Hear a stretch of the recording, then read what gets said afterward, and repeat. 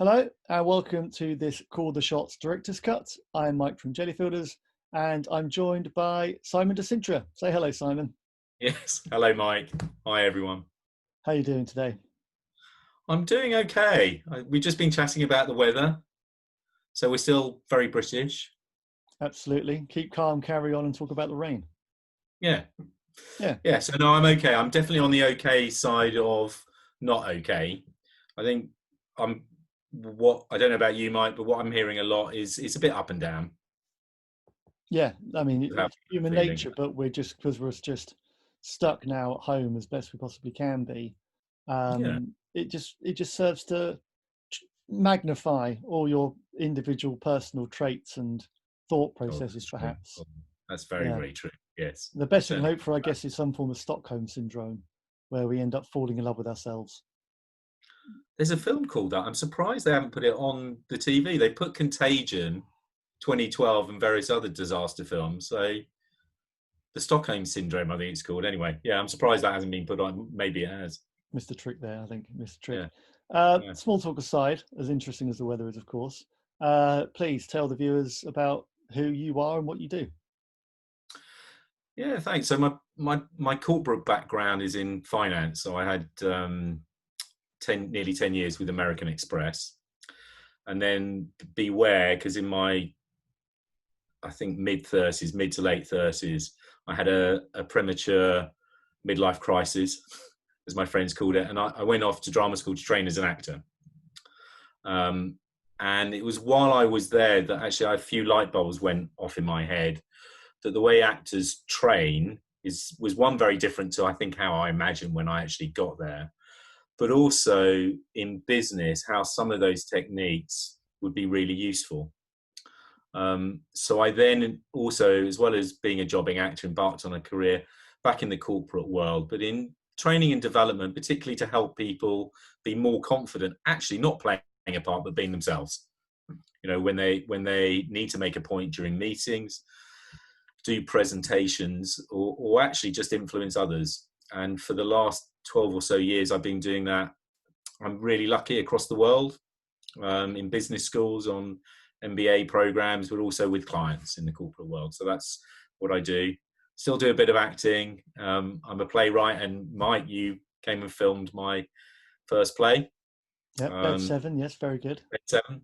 And I wrote a book which was Unlock Your Business Voice, How to Speak as Well as You Think, which was published in 2018. I've also had the privilege of seeing you in action in one of your corporate workshops, developing people's public speaking skills. Would that say was that your main body of work within the corporate sphere now? That kind of influencing people's performance and Yeah, performances?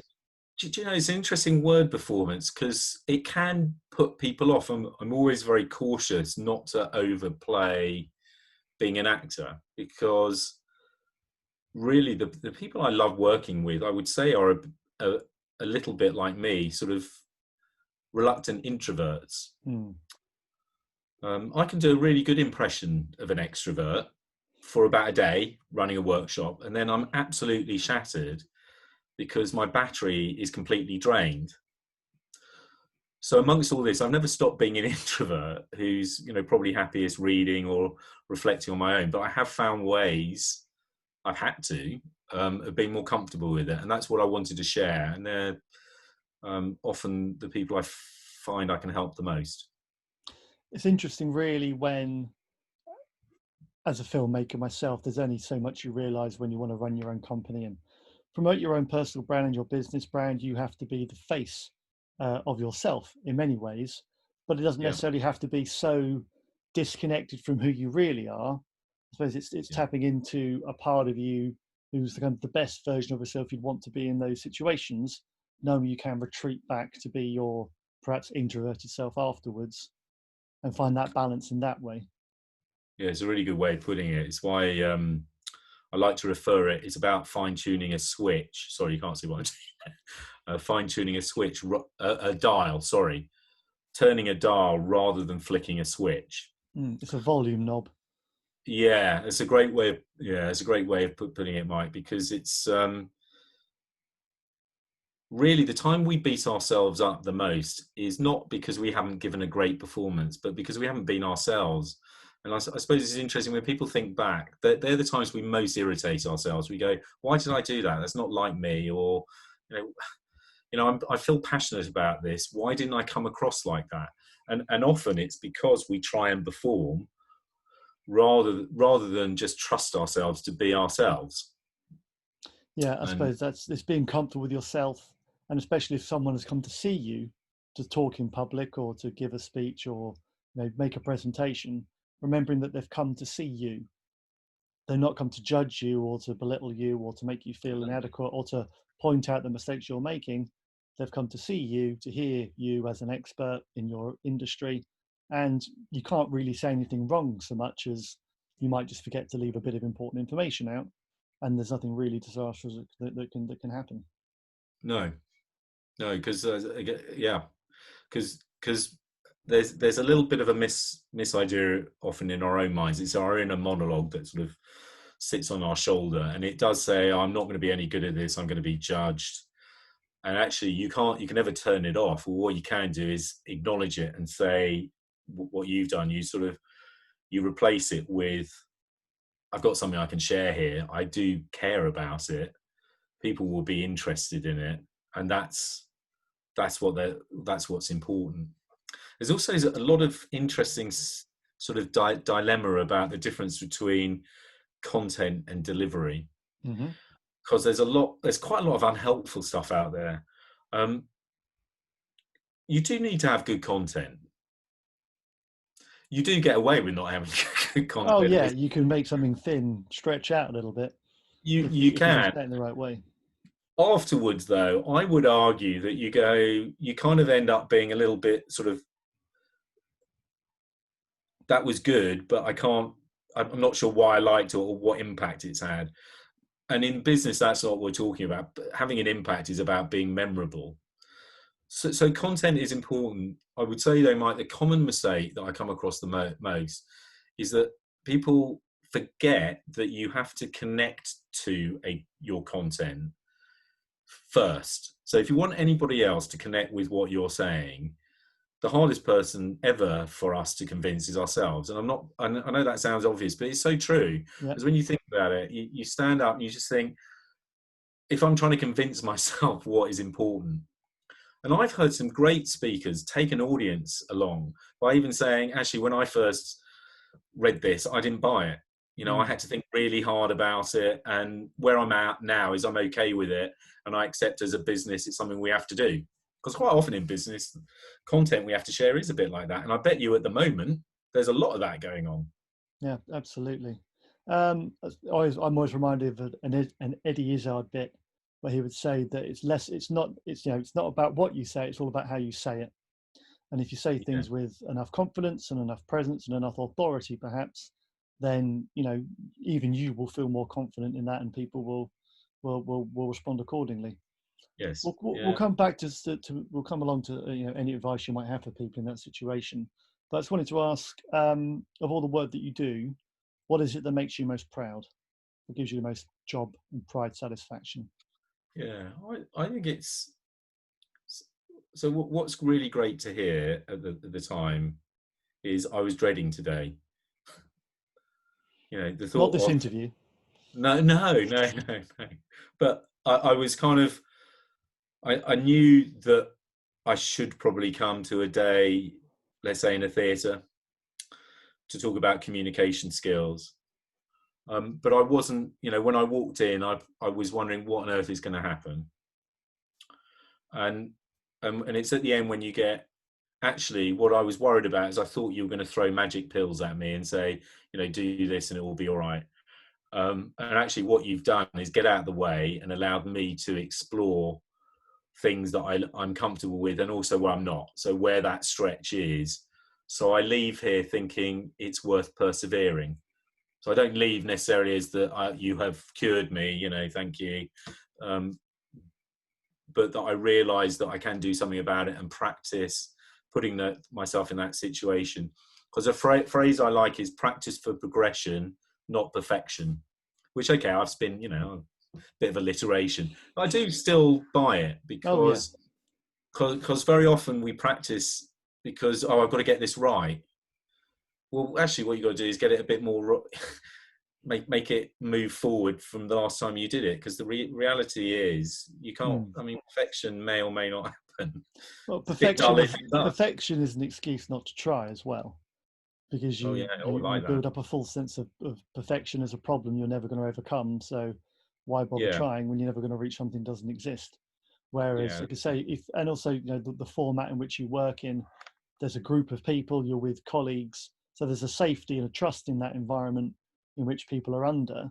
And I think I've personally seen them in that environment respond, and even in the short period of time, a couple of hours difference when they've got the safety net of performing and practicing in front of people that they know in a non-judgmental space, people can come on leaps and bounds. yeah. Yes, I'm sure you've seen a lot of this in the work that you do. It must be interesting behind the camera, actually, how people progress when you relax. And as part of the crew, Mike, as I've said to you before, you play such an important role in that because it's an atmosphere of calm professionalism that makes a difference. Because that world walking in with cameras, is so alien even now for a lot of people. Yeah, a lot of the time we're interviewing people on camera who it's not their natural environment at all. They might be, yes, salespeople, they might be customer facing in their day-to-day role, but that doesn't mean they're comfortable with the camera being placed in front of them. And so, No. yes, part of our job as directors is to calm them down, help them understand that really it's just a conversation between two people. There just happens to be a camera there, and they needn't necessarily feel any of the inherent pressure that would come with that. And I think certainly now in the age of social media, as we try to show in our workshops, that getting over the fear of being on camera and being the face of your business is entirely possible, especially now when we're all kind of desensitized thanks to video conferencing.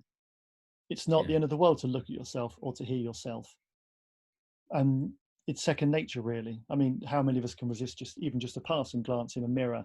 We're always curious, even if we don't necessarily like what we see, we can't help but look at times. And I think now people have got the time at home and realize, actually, yeah, I know what I'm talking about. I don't sound as terrible as I think or look as bad as I think I do on camera. Maybe now I can put that into practice and be on front of the camera for the benefit of, marketing expertise and things like that. So yeah, I think, it's satisfying. I agree with that, to see people relax and become themselves and let themselves kind of be themselves without any kind of prejudgment that might hold them otherwise back. Yeah. In that sense, do you have any, or what would be your top, what would your top tip be for anybody who came to you for advice? So I would do the heavy lifting beforehand. So what I mean by that is I would take the time to think about what is your intention behind the content. So if you're sharing something, any piece of communication, what do you want the effect to be on people that hear it? So do you want to reassure people? Do you want to spark some thinking? To use corporate worlds to prove that we're still in that world. Do you want to disrupt thinking? Because it's quite a good thing to be able to do. But very often we ignore that step, because what we do is we focus all our preparation time on nailing the content. And the reason it's my top tip, because good on you, you've asked, if you had to give one piece of advice, what would it be? And it would be that, because when we are calm and clear on our intentions, we communicate better, because we know I'm going to use the journey word, Mike. We know the journey that we want to take the audience on. Mm-hmm. To put that practically, so anybody listening to this, I wonder if this has happened to them. The 5 minutes before you get up to present or speak at a meeting, what are we trying to chew over in our heads? The content. So if we've got 20 slides, what we're trying to remember is the 20 slides. Wow. And I know I've done that. It's practically impossible. You might have a go, but you're looking at your notes, telling yourself it's gone in. The words fall off the page anyway in that. So even trying to read off a page is impossible in those times. Yeah, I mean, and we all do it, and actually, you know, maybe the ritual of it helps a bit, because I'm not, you know, maybe it does. What I've tried to do now is just think, particularly in the first few minutes, what am I trying to do? You know, what is the effect? Because I know that if I grab the audience at the beginning, I get away with a lot of them in the middle, because you do. It's called the recency effect, apparently. If you grab people at the beginning and you have a strong close, even if you're not perfect Yeah. and you meander a bit in the middle, you're okay. Peak end theory. Very good. So that would be the advice. Think about, and it's just that. It's, I mean, in our world, in acting, we're high on acting actions and intentions, but it has its place in the corporate world. Just think about, you know, what it is that you're going to do, good and bad, because you might want to provoke or challenge, but mix it up a bit. Because the trouble is, when we communicate, even if you put your voice up and down and you sound very excitable, if you haven't made those decisions, you sound like you're just regurgitating content, because it doesn't have any commitment from you. So don't get on the fence. Yeah, because very often, I'll tell you the other trap, because this is sort of good therapy. The other trap that I've fallen into is, oh, I don't know the audience, or I'm a bit new here. I'm going to play it safe. So I'm going to be articulate and I'm going to get it across. And actually, that's all the research I've read suggests that's when we irritate the audience most, because they don't know what we're trying to do to them. It becomes So at least defensive, and what do they have to react against? Where's the drama? Where's the conflict? Where's the excitement? conflict? Whereas actually, you could argue, I suppose it's the obvious, but at least if they vehemently disagree with you because you've committed to something, you engage them. And I mean, social media gurus are always telling us that. I mean, don't be offensive or immoral or anything, but you know, disrupt, you know, be challenging a bit. Yeah, don't be offensive, but equally don't sit on the fence. Yeah, have an opinion, because people come to you and expect an opinion. As long as you're not deliberately trying to antagonize or upset them, then people want to be challenged, because that gives someone else the opportunity to tell you how they think. And we only really progress by sharing ideas as a society anyway. So I think, yeah, it's like good storytelling, isn't it? Know what the end of the story is and make sure there's an interesting journey in order to get there. Definitely, yeah. The other thing I would say is also, it's fine to be quiet. Because on the other side of that, there's probably too much noise. So don't feel that, you know, listening to a communication skills coach, that I'm telling you that you've always got to communicate. I mean, half the problems are caused by too much communication. And the power of the dramatic pause as well. Absolutely. Yeah, well, it gives the audience a chance to work things out for themselves, right? As well, it does. In those moments. Yeah. Well, No, just the one thing I was going to add to that, because you sparked the thought. Remember at drama school all those years ago, during my midlife crisis, one of the ways that great writers break down their speech is one thought per breath. Okay. The problem that PowerPoint has, I know, you know, there's other presentation are available, but PowerPoint makes us run things in lists. We go bang, bang, bang, bang. Bullets, yeah. Bullets. So it's not a natural way. So when you're going through, particularly the first couple of minutes of what you want to say, leave, as you say, leave the pause between the thoughts. Like we're doing now. Yeah, good active example of that.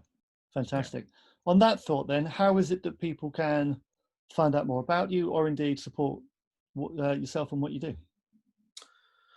Yeah, well, I'm on. So look me up on LinkedIn. It's always great to meet people there. The website for which you helped us out with some videoing on it. Video, yeah. So look up myfirsttrainers.com. myfirsttrainers.com, exactly as it sounds. And there's some freebies on that, so you'll find excerpts from my book, and there's some downloads. And the important thing in this day and age is that you don't have to sign up for a newsletter. I won't even know you visited the site. So there's some free stuff on there, and it'll take you to the YouTube channel, and there's some hints and tips videos and stuff like that. So go and have a look. And if you want to, say hello on any of those mediums, do. But I won't know. There's no tracking. There's no give No me your tracking. email for a download No, sort of thing. no. The honor system, really, isn't it? The Have honest this is, information for free, and when it's useful, you'll definitely come back. Also, we'll yeah. include all the links in the comments and the descriptions to the video. Can we sneak the link into Bed 7 there as well? Oh, please do. Yeah, it was brilliantly filmed. Wow. Do you want to tell us a little bit about that just before we wrap things up? Yeah. So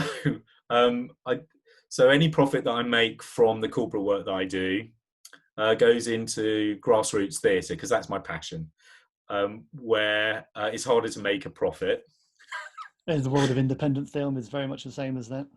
The same thing. But you said what made me proud. Bed 7, what I was particularly proud of is that everybody involved in it was on an equity contract. So for rehearsal and everything else. So an equity contract, it's not a fortune, but it is a wage. So it wasn't any of those other things that sometimes actors have to do. So I was really proud of that. And I like what you said, because it was reflected, Mike, in what the audience said back in November, that it's 50 minutes of accessible theatre. So it's based on a true life story of a Nurse Patricia Beryl-Voisey, set in the early years of the NHS, upon which, at the time we're recording this, we couldn't rely on any heavier. Absolutely. And I think it's 50 minutes of feel good. Yeah, that's why I'd echo that. And of course, it was staged at the Actors Centre. The Actors Centre, who you'll see on the video that we've put out. I'm desperately trying to raise a few quid, because they've certainly helped in my professional development, and it's been echoed. Actually, it's been great since I put the video out. Other actors have said, because they need to survive. They're a charity, but they're not subsidised. And I know that Mitchell, my mate there, who runs the theatre, it's tough at the moment. Yeah, the creative arts, it's not the first thing that gets a government bailout. No, and yet when you think about it, I did see this on a post. Remember that. What are we relying on at the moment? Content, entertainment, content, and creativity. entertainment. Yeah, So there's something in there. So yeah, thank you for asking. Yeah, please have a look at that if you got the time. Yeah, again, we'll include the links that support this video.